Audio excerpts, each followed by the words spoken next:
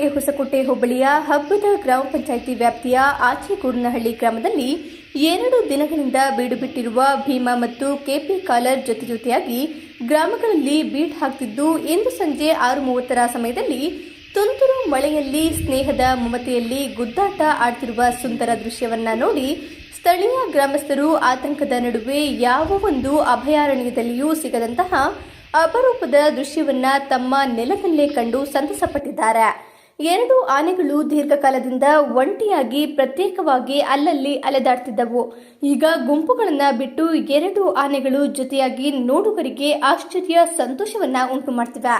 ಈ ವಿಡಿಯೋ ಸಾಮಾಜಿಕ ಜಾಲತಾಣಗಳಲ್ಲಿ ಸಖತ್ ವೈರಲ್ ಆಗಿದೆ. ಸ್ಥಳೀಯ ಹಾಗೂ ನಿಖರ ಸುದ್ದಿಗಾಗಿ ಸಬ್ಸ್ಕ್ರೈಬ್ ಆಗಿ ಬೇಮಾ ವಿಜಯ ಡಿಜಿಟಲ್ ಯೂಟ್ಯೂಬ್ ಚಾನೆಲ್ ಹಾಗೂ ಪಕ್ಕದಲ್ಲಿ ಕಾಣುವ ಬೆಲ್ ಐಕಾನ್ ಕ್ಲಿಕ್ ಮಾಡಿ ಕ್ಷಣ ಕ್ಷಣದ ಅಪ್ಡೇಟ್ಗಳನ್ನು ಪಡೆದುಕೊಳ್ಳಿ.